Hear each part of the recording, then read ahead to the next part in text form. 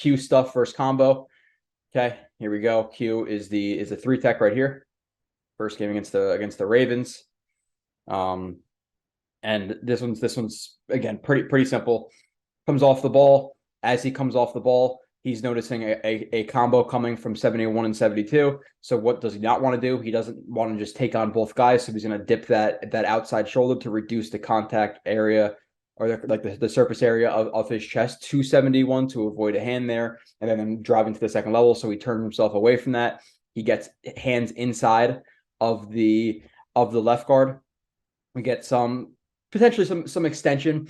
I can't, it's hard to tell if he's exactly extending there. The thing I can say about him turning like that, it's again reducing the chest, also working off of the instep to hold himself, to anchor himself down versus that double team, which he does. There's a lot of pressure on that back left instep, which he is able to maintain his ground.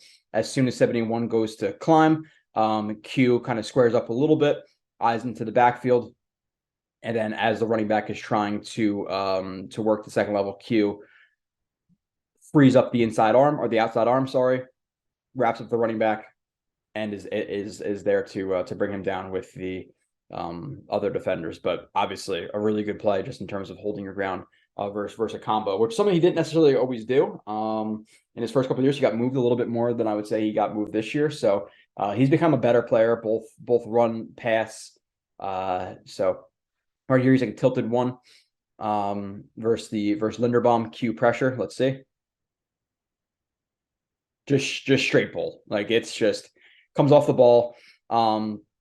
Is aggressive in his rush here. He's not really taking like that soft stance and reading what's going on like he did a lot at Bama, or even the years where he was more in a 3-4.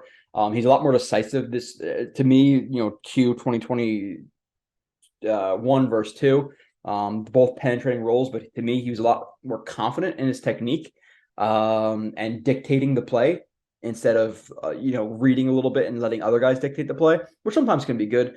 But here comes off the ball. Obviously, we noticed the explosion off the ball, especially for a guy who's 300 plus pounds. Tight elbow angle, or tight elbows into Linderbaum's chest. Linderbaum doesn't land his hands. Q gets both hands in. The left connects more. Uses some core power and attaches that hand to Linderbaum.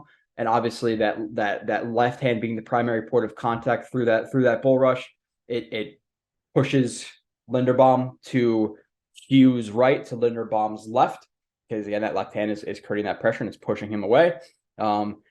Pushes him back as he feels himself clearing and able to clear the hips of Linderbaum, because he doesn't want to try to arm over here with Linderbaum squared up. When Linderbaum is pushed back vertically, and Q feels / sees that Lamar Jackson's rolling out to Q's left to Lamar Jackson's right, that's when he's going to arm over as to clear, get to Lamar Jackson for a pressure, and the ball was could have been off target because of Q's pressure, but he knows Q is coming. You see his eyes drop a little bit and see Q, and then tries to throw that ball a little bit high. Incompletion. Q bull PD. Okay. Arrow usually means it's going to be a really good one. So he's the 2-eye loose one right here. Again, just really forceful.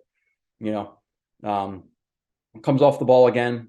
Think he realizes that there's two blockers in his general area who are going to pick him up, so he rushes Linderbaum one-on-one. He gets caught here by the hands of Linderbaum, so you want to see him be a little bit more proactive with the hands and expect it a little bit more here. But regardless of getting contacted first, hand placement's important, right? And Q does have good leverage. He does have good leverage. You can see the rolling of the hips, the good hand placement inside, extension, run the feet, and now it's kind of similar thing as last play, right? The main point of his contact and his power is through that left arm using some core power to torque him. And now as he feels himself able to clear that the hips again, like we spoke about. You don't want to do it when Linderbaum is tight to him and squared up. When he's dropping back to get into an anchor and he's leaning a little bit, and Q has like more of a half man relationship.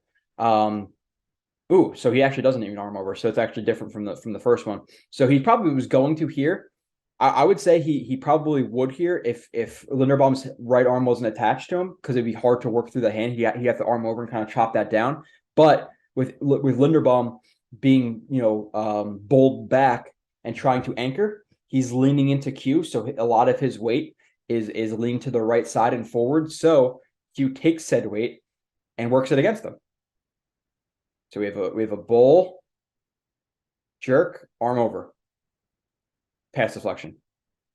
As he's getting from Lamar Jackson, obviously sees that front hand leave the ball, hands up, deflection. So it's a really good play. It's just a bull jerk, and it's a kind of a feel thing. If you have a guy who is off balance because of your rush, he's off balance here, right? But then Linderbaum, okay, I'm gonna try to recover, get into my anchor. But with that, when you're getting into your anchor and he's leaning to his right, but he's also leaning forward to try to obviously combat Q's bull rush. That's when he's off balance. Q feels that. Jerk. Arm over, pass deflection. Hell of a play. Hell of a play by Q. Q near sack. Okay, he's the one tech right here.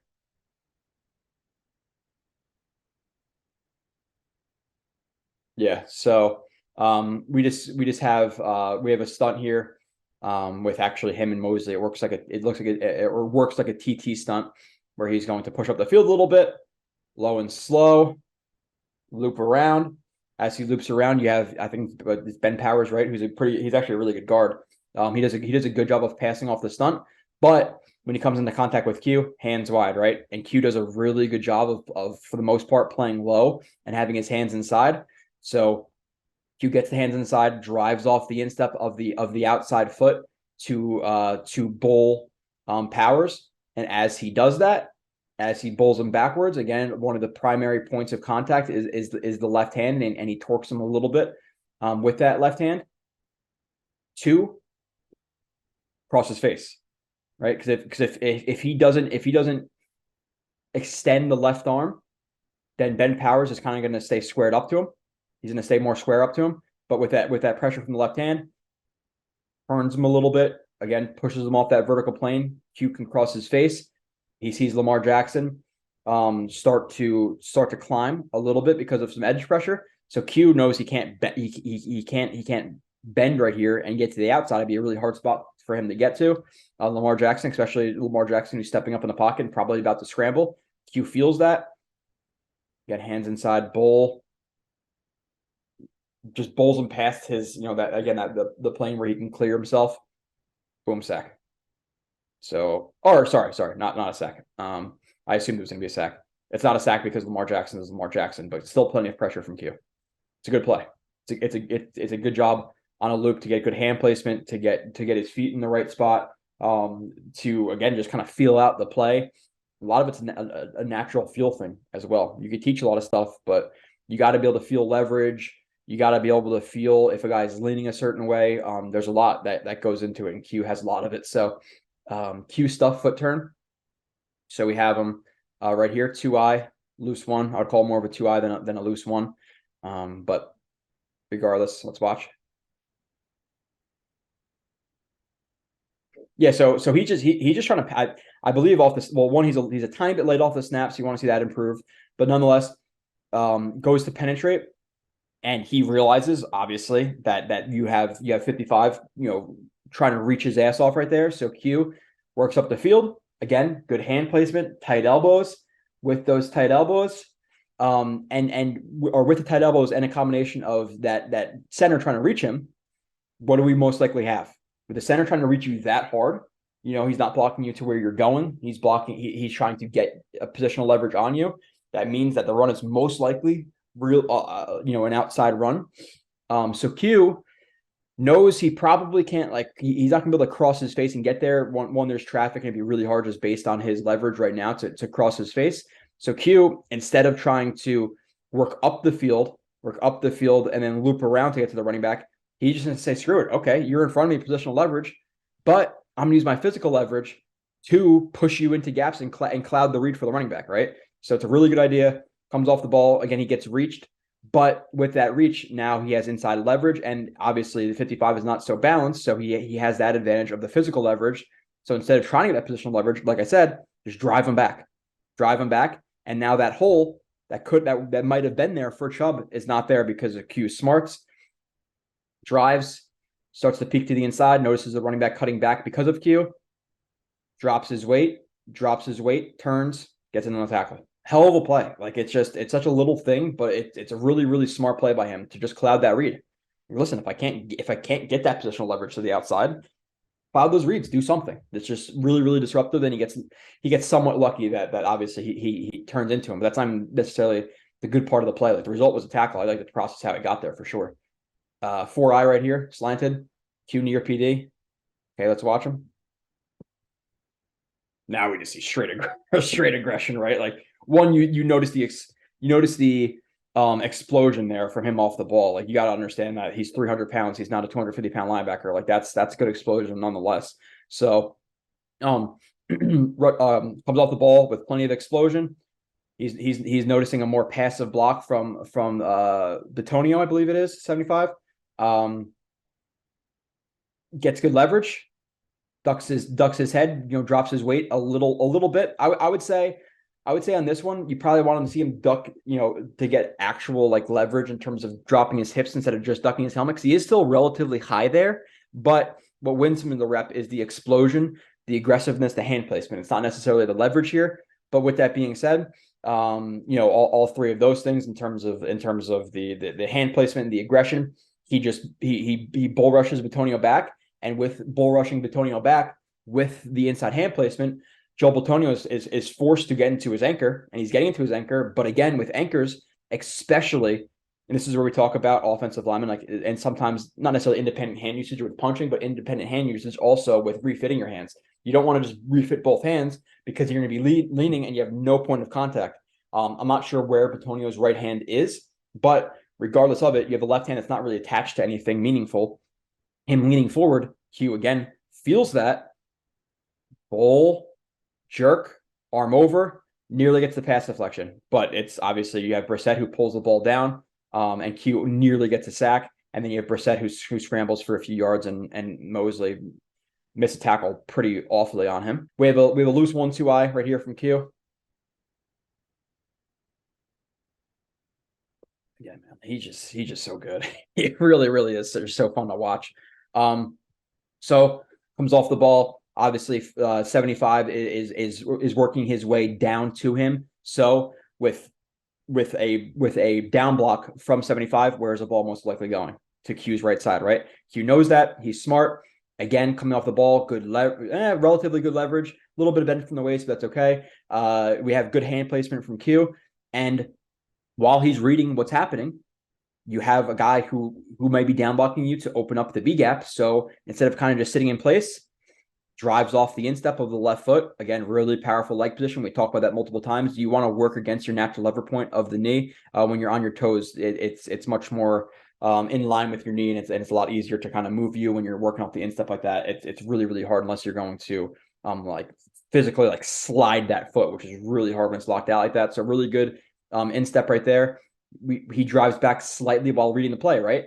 Because now he's in a spot where he's driving him back, so it makes the running back really flat on his angle to get there. But he also is playing the inside, right? So he's playing the inside, or hey, yeah, bend your run so far outside that you're gonna have a really flat track. And okay, that's what Kareem Hunt decides to do.